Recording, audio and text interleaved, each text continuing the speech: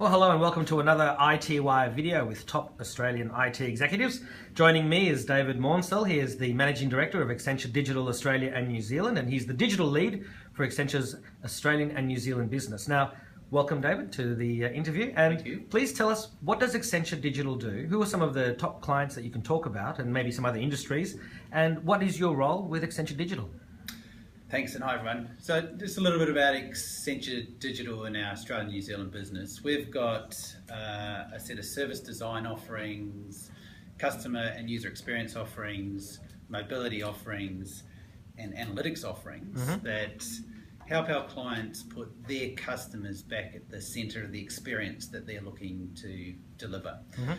A couple of clients that we've worked with during the course of this year, worthy of mention. We've helped Cricket Australia refurbish all of their digital assets just ahead of the summer go live for the cricket season 2014-2015. We've helped the Australian Rugby Union with their new mobile application for the Bledisloe Tour. And also recently we've just finished the second release for Property Exchange Australia, which is delivering electronic lodgement and electronic settlement into the conveyancing process, a world first. So there's just a couple of examples of how we've helped our clients with their digital agendas in 2014. And your main role, I know it's MD, but quick I version lead of that. our digital practice across Australia and New Zealand, and that's looking after the set of offerings that we have within our digital business and the 300 or so people that we have consulting to our Australian and New Zealand clients. Okay, so look, we're here to talk today about autonomous vehicles. It's a big topic. Everyone thinks of the Google self-driving cars, but what do you mean when you're talking about autonomous vehicles? Well, we're talking about a platform, a device that is ultimately going to enter the Australian ecosystem and the New Zealand ecosystem that allows a driver to relinquish control of the device in the journey from A to B. We still imagine a future and a device that will allow those who want to engage with different parts of the journey to take control of the vehicle, but we also imagine a vehicle that can move seamlessly through the ecosystem by itself. Yeah, guided by sensors and being driverless in some and cases. essentially being driverless. I mean, I still remember the Arnold Schwarzenegger movie Total Recall with the Johnny Cab, and you know, the Johnny Cab's not doing what he wants to. He just gets in there and he grabs the thing and he's driving him around, and the Johnny Cab's screaming at him, "What are you doing?" sort of thing. And you know, that's the good old science fiction slowly becoming science reality. And that's exactly right. I mean, and you do think of all of the parts of the ecosystem and a use case that you could see a driverless vehicle ultimately emerge into. The taxi being one that we think will benefit from the existence of an autonomous vehicle. In actual fact, in Milton Keynes middle of next calendar year, so middle of next 2015, they start the pilot for the autonomous taxis. Right. And while these vehicles are going to be restricted in speed to I think 12 or 15 miles per hour, they are going to be introduced into life, into our lives, into human lives for people that live in Milton Keynes. But where is that, in the States? That's in the UK. UK, yeah. So I should know that. But you know, normally though, over the next few years, the autonomous vehicles we're going to see will be ones where the driver they'll still be expected to be a potential driver sitting in the driver's seat who could take control if they wanted to, but they're going to let the vehicle drive itself for most of the time. So imagining the near term as it relates to these driverless vehicles, we do see in most of the prototypes out at the moment the wheel and the brakes and the accelerator still part of the vehicle. Yeah.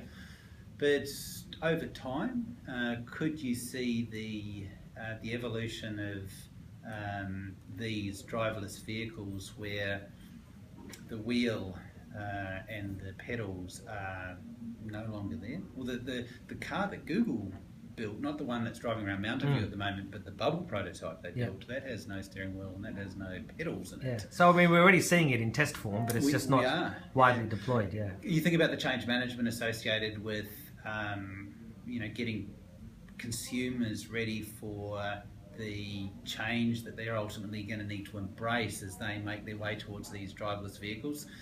It might be sort of bridge a little bit too far to imagine everything that's rolled out in the driverless world being no steering wheels and no pedals. It's a bit like the Uncanny Valley, you know, where you've got the people, those robots on that look too real. I mean, a car without any controls is probably a bit too real for now, but for future generations it'll be normal.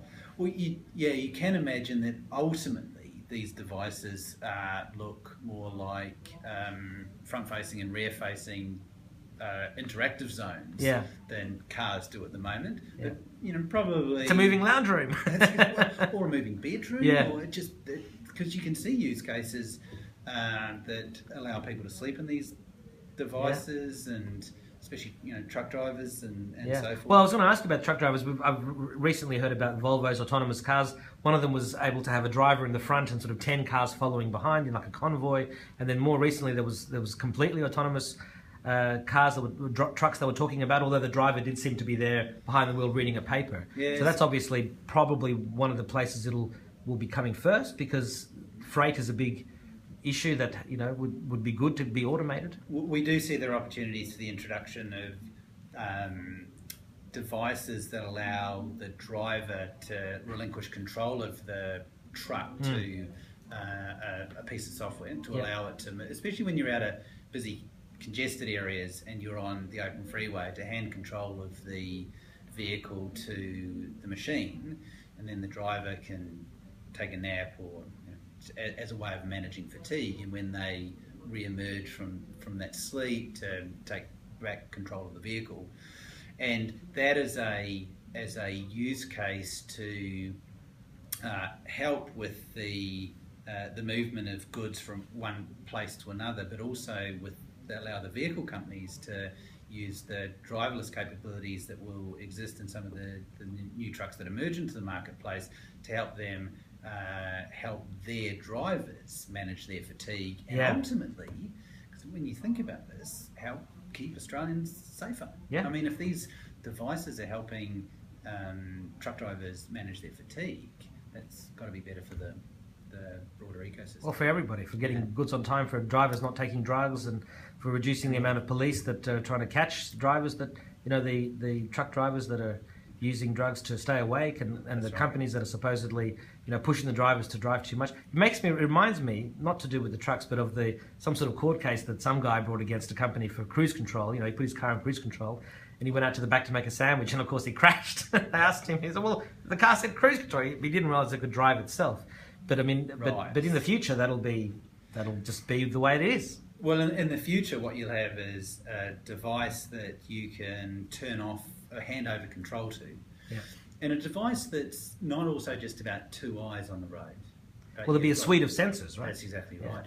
And when you think about that, also from a safety perspective, and back to the theme of keeping Australians safer. Having a device on the road that is guided through the ecosystem with 10,000 sensors has to be safer than a solution that has two eyes and maybe two sleepy eyes watching the road as well. I do see those as ads on the side of the road. I've been doing a lot of driving recently, and they're showing a crash, and they're saying this driver wasn't drunk or on drugs, was tired.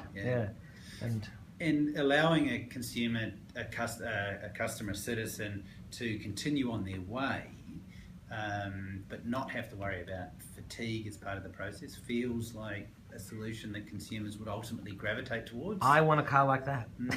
I think we all do, actually. We all do, yeah. So we're talking about all this, you know, it's coming. How far away are autonomous vehicles in reality? The glass ball. Yeah. Yes, the famous glass ball. So a couple of data points. So Google think that they're going to have their products available sometime between 2015 and 2017. So I'm talking more broadly now. I'll get back to Australia in a minute. Yeah, sure.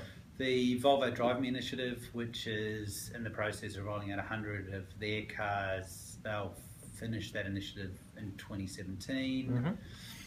Now Australia. So best data point we've got is some, as part of the research that we did on the autonomous car, it's a conversation that we had with Larry Burns, who's the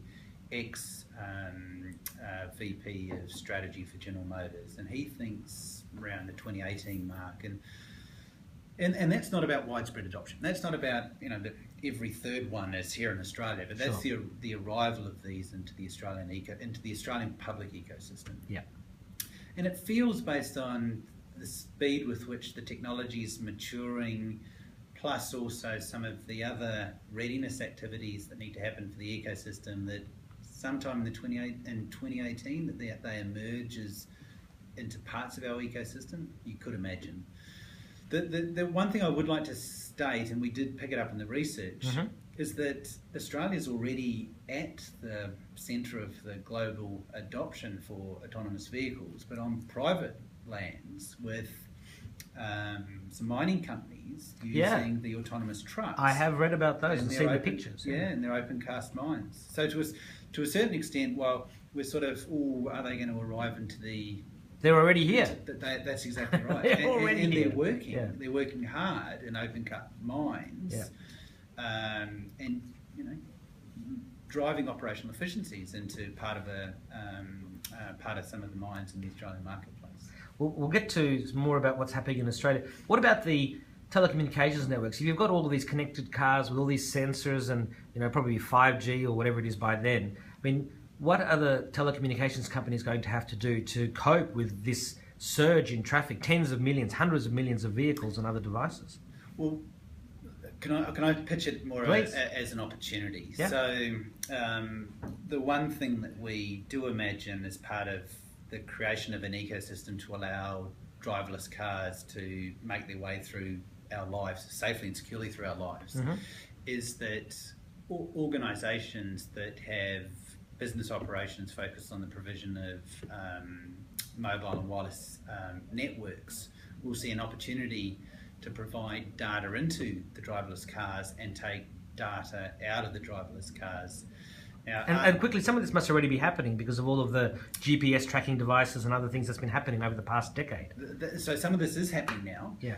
What the opportunity that exists for these cars as they turn into, from the steering wheel and the pedal still existing to forward and rear facing more entertainment zones, is that you can stream new products, new services into these vehicles as they move from A to B, and there are opportunities to deliver services using mobile networks into these cars when they look more like entertainment zones. But in the nearer term, taking data from these devices to inform maintenance breaks, to inform engine wear and tear, and making those available back either to the service provider or to the manufacturer who ultimately services that vehicle. And also for traffic congestion, which we have on GPS now, but for the car to reprogram itself to drive in a different direction to get to somewhere faster. Yeah, I mean, if you take the Waze product that Google has and you combine that with Maps, and then you take that as an automated stream into the car, the fastest way from A to B is not necessarily going to be the straight line. Yeah. It will be using congestion information a different way from A to B that autonomous cars can automatically take advantage of over the coming years once they're introduced into society. And this is all going to require different type of bandwidth and more bandwidth available in the mobile networks, but there'll be revenue streams associated with these, that if you're delivering a proposition to a consumer that makes their life easier, then they're more likely to value. And if they're more likely to value, then there's an opportunity for those providing those services to generate some revenue for their shareholders and their businesses from as well. So. Now, we talked about the autonomous cars in the mine sites, but what else can Australia do to become a beta test site? We have manufacturing here, we have, and some of the car companies are closing down, so there's plants that could be used. What else can we do so that Australia is the beta test site for the world? Well, you've talked a little bit about networks, and we do think that collaboration is going to be a very important part of enabling an ecosystem to realise an environment that allows driverless cars to safely and securely operate within it. The wireless networks is one, sound infrastructure. So the type that we are afforded here in Australia is going to be key to all of this. A financial services sector that's ready to allow the machines to exchange value at energy stations. Mm-hmm. So a financial services ecosystem that's going to be preparing their products for use in the driverless market. Mm-hmm. And that includes insurance as well. Regulatory changes that allow these devices to ultimately be legal. Mm-hmm. So if you take all of those things, figuring out an ecosystem where collaboration between the automotive industry, the telecommunications industry, the regulators, financial service providers, and getting that ready, we think of any country in the world. Why not Australia? We've got an ecosystem that does cooperate and collaborate. We've also got, and if you have a look at the research that Larry Burns has done back to the General Motors VP, we've also got population densities that he believes are ripe for the piloting of the establishment of these ecosystems. And he has pointed out Adelaide as a great example of a city where, just like Milton Keynes is doing in the UK, Mm-hmm. as something, as a place that has all of the necessary characteristics of an ecosystem ready to start testing these devices. And why wouldn't we want to be part of what we think is going to be quite a significant transformation that happens within the transportation industry over the next couple of decades? Why couldn't Australia be part of this? Why couldn't Australia create value for the next generation of Australians to drive the innovation that's ultimately going to make its way into the mobility sector? I guess the only thing stopping this from being a reality is just the technology that needs to still be developed, and all the other legislative and other changes that you said, are sort of being worked on to take place over the next few years. Well, what you'll see is Volvo and Google get their car and the associated software ready. Mm-hmm. We see the opportunity for Australia is to get the ecosystem ready and develop the IP associated with readying the ecosystem and using that as the basis to sell and ultimately advise other jurisdictions that are looking to adopt the technology. And it is we see that there could be opportunities for Australian manufacturing to take advantage of developing vehicles that ultimately are driverless. We could in the longer term as well. But the necessary changes to the ecosystem, we see fantastic innovation happening in the Australian marketplace and the minds that could benefit the innovation that needs to go on around the driverless ecosystem is available in Australia. We're doing a fantastic innovation here. We should be exporting more of this to the world. We should, and I presume a lot of these cars will be electric cars in the future as well. I remember with Better Place, electric, hybrid, possibly longer term, Mr. Fusion. I was thinking of that, but I can remember with Better Place, one of his goals. I mean, that guy was a little bit too ahead of his time and probably trying to make things move too quickly. But one of his ideas was to make cars as accessible as mobile phones. You just pay a monthly plan. And you pay your monthly amount, and bang, you've got a car, and you just turn up somewhere, change the battery, keep going. Well, if you take a couple of use cases that are out there at the moment that are disrupting mobility, Mm-hmm. so the Uber, the GoCatch, Yeah. And what they're doing, getting from A to B is as easy as getting your phone out, pushing a couple of buttons, and a car turns up, and it takes you from A to B. With Google Watch, you can say, "Get me a car." But you get out, Yep. and the friction associated with the payment and everything else all happens behind the scene. Yeah. Now, could you imagine a future where instead of a driven Uber car turning up or a taxi, could you imagine getting a shared car from the grid to get you from A to B? And maybe not every Australian would be comfortable doing that right now, but there will be some Australians who want to adopt that as a way of getting from A to B. I would. In fact, be very happy to do it. You talk to some Australians, you talk to other Australians, and they go, well, look, I get in a car at a taxi and I hand over control to a complete stranger. Now, getting in a driverless vehicle and handing over control to a bit of software that's had 700,000 hours of testing, eventually people will get there. Yeah. You get from A to B, You get out, you put the device back on the grid, and the next person grabs it and uses it. Great for utilisation. Could you see the second car market, not the second-hand car market, but the second car market being impacted by the ease associated with, pulling stuff from the grid, using it and putting it back? Yeah. Monthly services appearing in the marketplace that was your mobility service, not your mobile service, but your mobility service. Mm-hmm. Why not? I think what the market will ultimately say what products and services are going to win. Sure. What digital will help is siphon all the data off that ecosystem to inform how to tune the products that are ultimately going to capture the attention of the consumer, that's going to take advantage of the reimagination that's going to go on around mobility. But you are right. I do. Sorry, I decided to interrupt. But I do see that over the longer term, that there will be services that emerge in the marketplace that treat mobility in a similar way to how we're now treating telecommunications. And before I ask you about the future and your final message, is there anything else that we've missed that suddenly comes to mind? Well, we didn't mention this, or we didn't talk about that, based on the work you're doing with autonomous vehicles right now.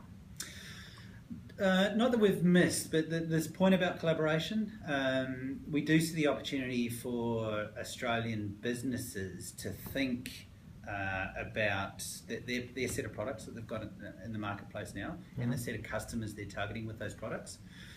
And while not, to place a bet on the car turning up next year and what product's going to win in it, but to think about what partners they might want to consider collaborating with in the future to design the products that are going to be relevant to what's ultimately going to become a more driverless mobility ecosystem. Or society. Society. Driverless society. A driverless society, that's right. And start to think about the collaboration partners now.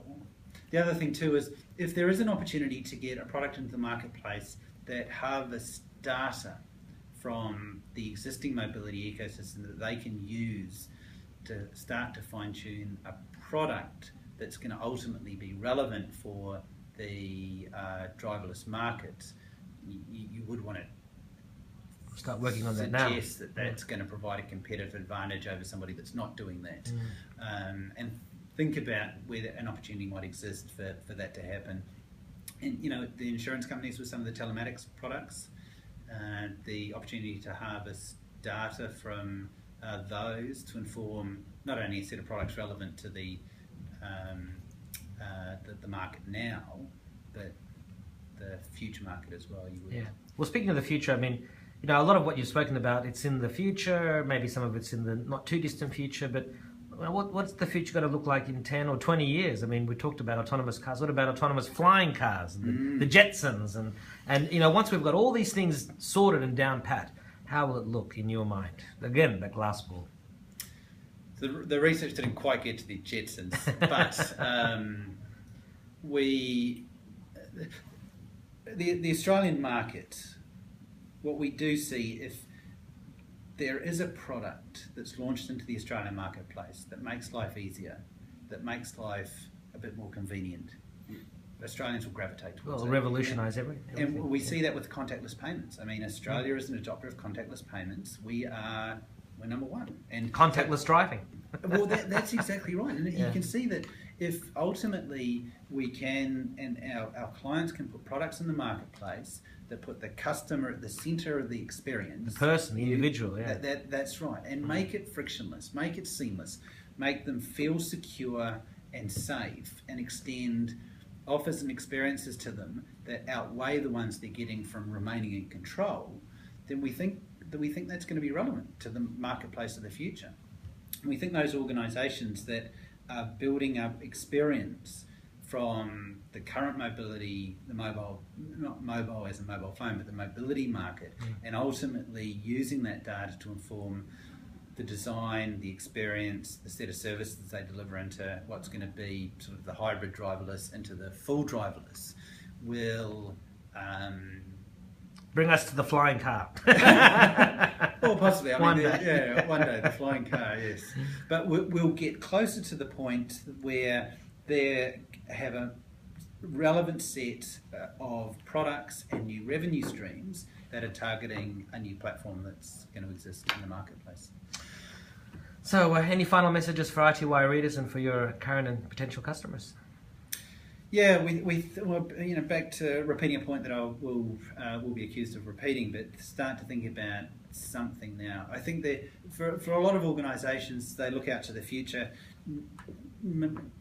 The identification of the driverless vehicle won't necessarily be a target platform for all organisations, but for our telecommunications businesses, for our financial services businesses, for our energy businesses, we do think that spending 5 or 6% over the next year thinking about from a strategic perspective, what is the opportunity for our current business as we see mobility heading towards more driverless options is worthy of consideration. It's like a bit of R&D, really. It is like a bit of R&D, and identifying the set of capabilities that your organisation will need access to effectively operate a set of products and services into a market that's taking and providing services to driverless vehicles and extending services to consumers ultimately that are looking for an experience from a driverless vehicle. To start to figure out those capabilities now and the organisations that you want to collaborate with to allow your brand to take full advantage of the business opportunity that exists. I know this is meant to be the end, but I'm just thinking of mobile vending machines. You get in there and you can buy an extra phone. I mean, you can charge your phone whilst you're in your mobile lounge room, but there'll be all sorts of little services and things. I mean, you get in there, you'll probably have a quick meal or something. It's incredible to think what could be coming and how far away it is from the old horse and buggy of 100 years ago. On that point, I'll leave you with a couple of thoughts. I've got a 6-year-old and a 9-year-old daughter, and I was talking to them about driverless vehicles. And the teenagers of tomorrow? That's right. And they said to me, well, I can see how that could be useful, because when I'm watching MasterChef, if there's a buy button on the MasterChef screen to get those raw ingredients sent to me, then a driverless vehicle could deliver that overnight, and when I wake up in the morning, I can pick that up. We could deliver it before the end of the episode. Well, that's exactly right. And a use case for a small electric vehicle to come out and deliver small packages, you could see that as something in the future. Yeah. Got me to the point where I was wondering, will we be the last generation that teaches the kids to drive? Could be. David, thank you very much. Absolute pleasure.